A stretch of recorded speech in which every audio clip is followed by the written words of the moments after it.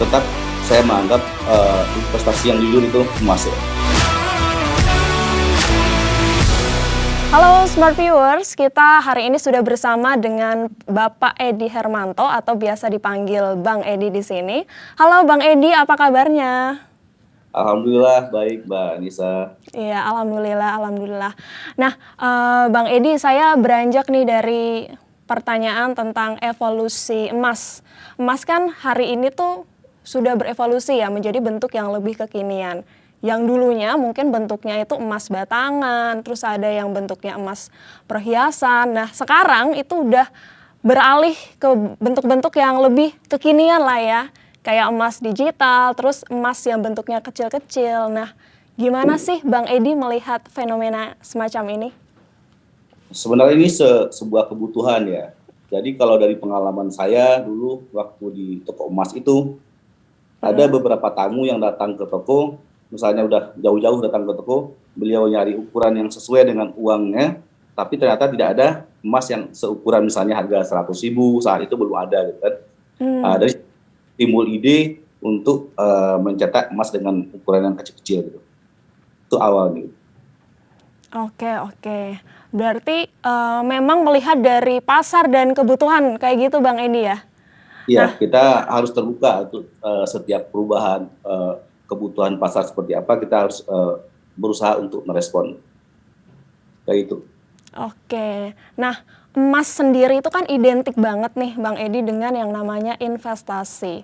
Tapi Iya. di masa sekarang ini, emas tuh masih menjadi investasi yang menjanjikan nggak sih Bang Edi? Ini agak panjang jawabannya, boleh ya? Oke, boleh silahkan. Jadi kalau di dalam pandangan saya, emas itu walaupun nggak boleh disebut sebagai mata uang, tapi emas tuh bisa disebut sebagai mata uang yang jujur tuh. Jadi kalau kita tarik sedikit ke belakang, pada tahun 46 waktu pertama kali rupiah itu dikonversi ke emas, 1 rupiah itu setara dengan setengah gram emas. Oh, oke. Ini hari ini setengah gram emas setara dengan 450.000 rupiah. Artinya rupiah dengan emas itu perbandingannya sudah mengalami perubahan apa namanya ini, rupiah ini di downgrade sampai 450.000 kali. Ya. Jadi ya kalau misalnya kita tarik lagi misalnya ke tahun 2001 waktu saya pertama ke Jakarta itu harga emas 70.000 per gramnya. Hari ini 900.000, artinya sudah ada kenaikan sampai 12 kali lipat atau 1.200% ya. Jadi ya mau kita tarik ke belakang ataupun nantinya ke depan, tetap saya menganggap investasi yang jujur itu emas ya. Karena kemungkinan tertipunya itu hampir 0%. Oke. Orang langsung pegang, orang langsung pegang emas ya kan. Jadi ya konsep menurut saya tuh kalau investasi yang jujur yang bisa digunakan oleh semua lapisan masyarakat itu emas, dan mungkin satu lagi ada properti ya, tapi kan properti tidak ada yang harga misalnya 50.000, 100.000 gitu ya. Mungkin itu salah satu pandangan saya soal emas.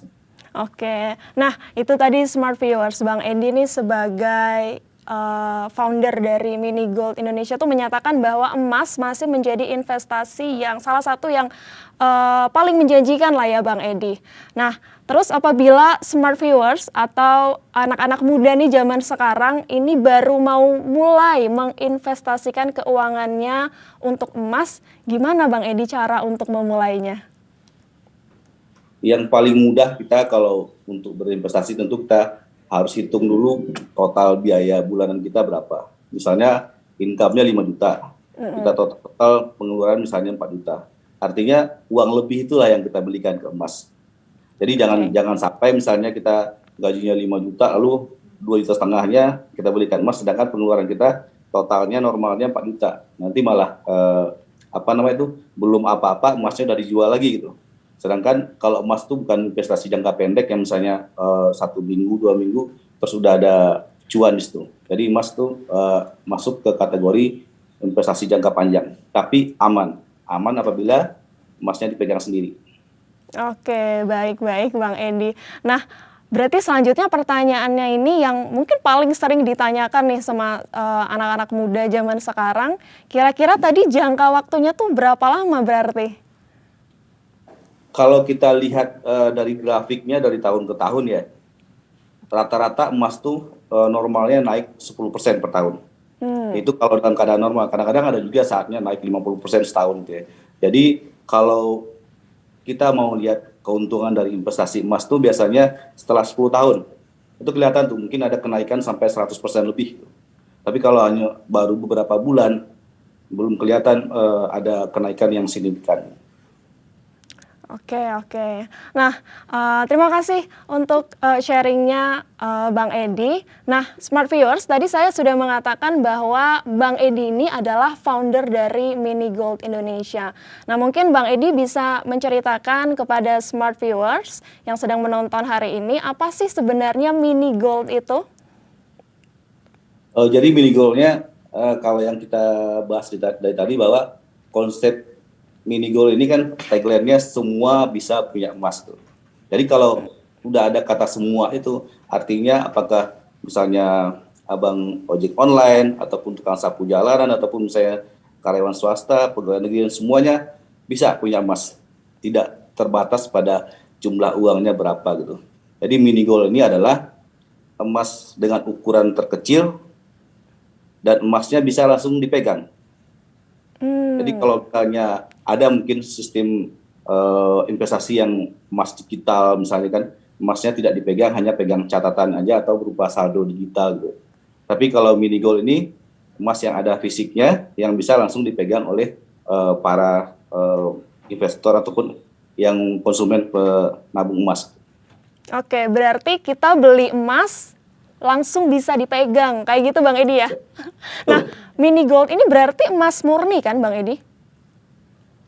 Alhamdulillah kita sejauh ini sering men-challenge kepada siapapun yang ada misalnya pegang mini gold, baik itu di daerah manapun. Karena mini gold ini udah jutaan keping ya. Kalau perkiraan saya itu hitung-hitungan dari awal 2020 itu udah hampir 6 juta keping mini gold yang ada di seluruh Indonesia gitu ya.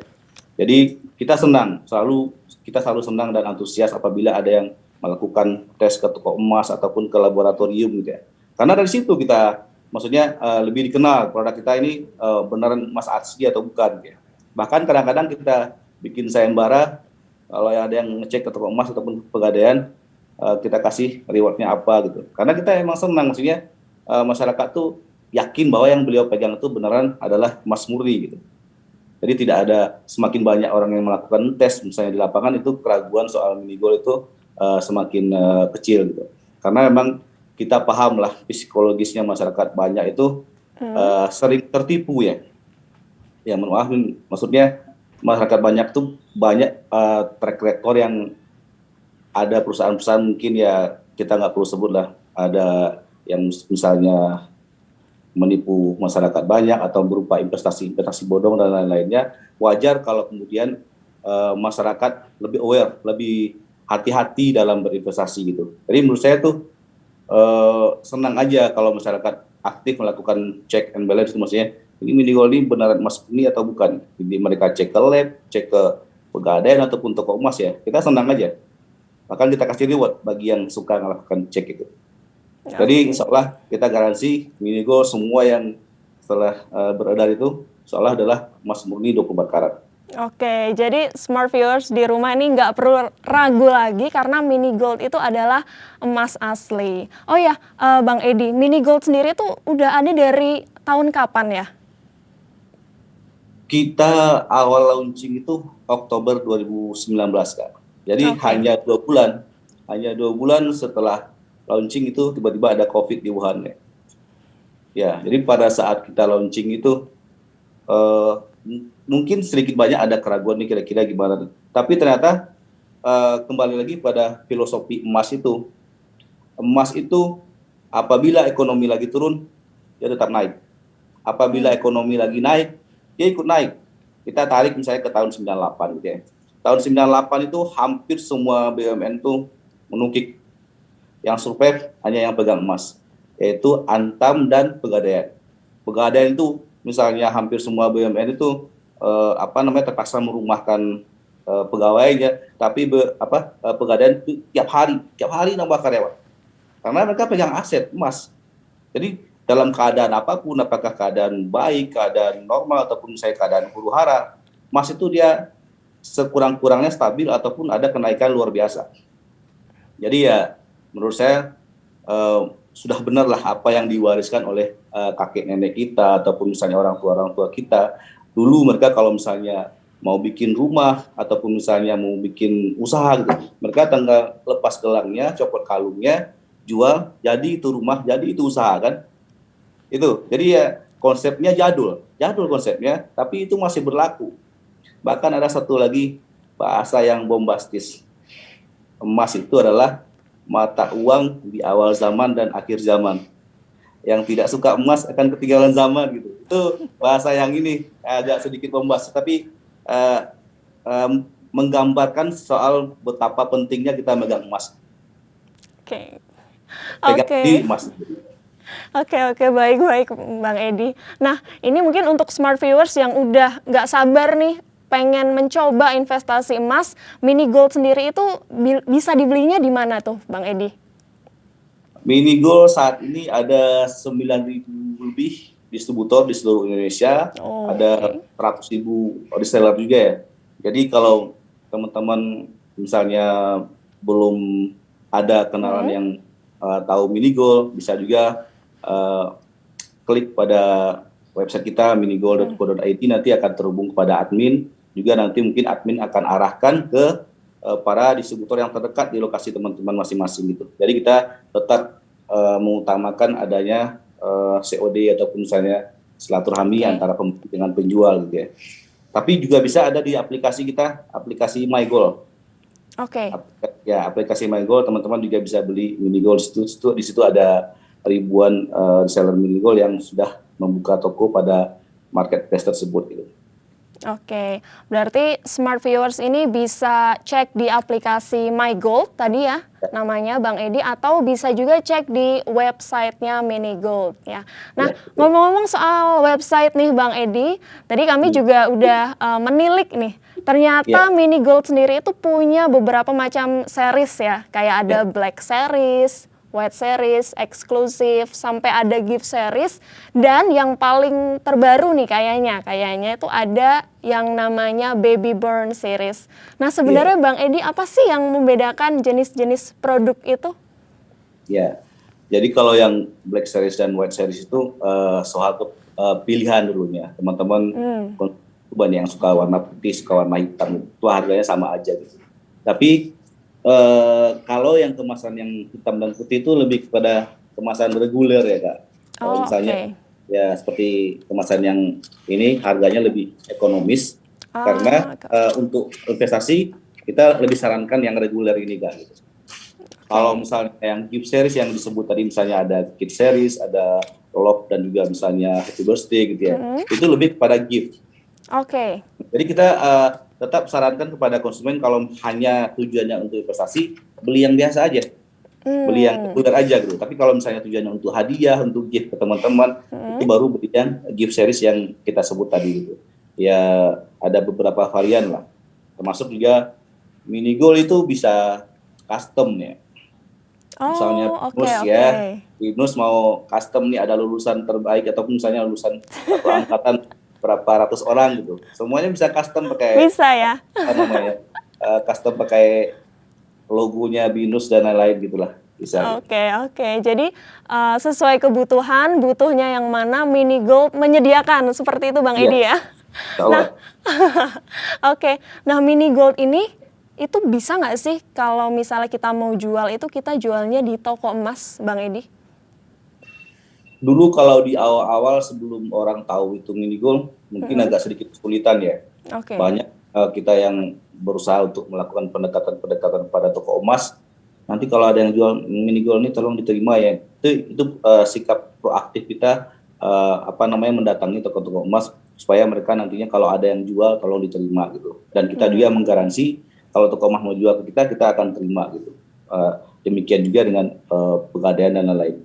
Tapi kalau hari ini kelihatannya hampir semua toko emas terima ya, karena mereka udah tahu ini mini gold ya yang dipromosikan banyak artis juga yang promosikan ini untuk mini gold loh, mini gold yang lagi booming itu, kamu bisa langsung pegang emasnya, kamu bisa langsung cek keasliannya betul emas asli atau tidak, betul emas murni atau bukan gitu. Jadi ya menurut saya sebagian besar toko emas mungkin sudah terima, tapi tetap mungkin ada beberapa toko emas yang tidak menerima karena mereka punya aturan sendiri-sendiri, bahkan barang dari sebelah tokonya pun beliau nggak terima. Itu aturan internal toko emas, jadi kita nggak bisa mendikte soal itu. Kalau menurut saya, kalaupun misalnya ada 1-2 toko emas yang nolak, itu bisa langsung diarahkan kepada teman-teman distributor kita dan juga reseller kita di seluruh Indonesia. Demikian. Oke. Itu tadi Smart Viewers. Jadi sebenarnya ada 2 pilihan, bisa ke distributornya secara langsung atau bisa juga jual langsung ke toko emas seperti itu, Bang Edi ya. Nah, Bang Edi, ini kalau semisal nih saya setiap bulannya itu membeli 0,1 gram mini gold, terus saya kumpulkan jadi 1 gram. Nah, kira-kira saya bisa nggak sih menukarkan 1 gram ini dan gimana caranya? Iya, jadi konsepnya itu kan semacam puzzle, Kak. Ibaratnya kalau ada tagline barunya, Star Mini Go Maxi gitu kan. Jadi kita untuk mendapatkan 1 gram, misalnya target kita 1 gram, kita tabung dulu misalnya 0,1 gram mini gold per minggu ataupun misalnya sekali 3 hari kita beli 1 keping. Nanti setelah terkumpul 10 keping, kita bisa tukarkan dengan emas yang ukuran 1 gram itu tanpa biaya. Gratis. Ya, jadi kita memberikan aturan kepada semua teman-teman di sektor mini gold, tidak ada tambahan biaya terhadap penukaran dari yang ukuran kecil kepada ukuran besar gitu. Oke, jadi bisa ya itu Bang Edi ya, dikumpulkan sedikit lalu ditukarkan tanpa ada biaya apapun. Oke, Smart Viewers, itu tadi perbincangan kami dengan Pak Edi Hermanto selaku founder dari Mini Gold Indonesia. Terima kasih Pak Edi atas waktunya sudah sharing tentang Mini Gold bersama kita semua. Semoga sehat selalu. Ya, thank you Mbak. Terima kasih banyak. Terima kasih. Smart Viewers, itulah tadi perbincangan saya dengan Pak Edi. Sampai jumpa.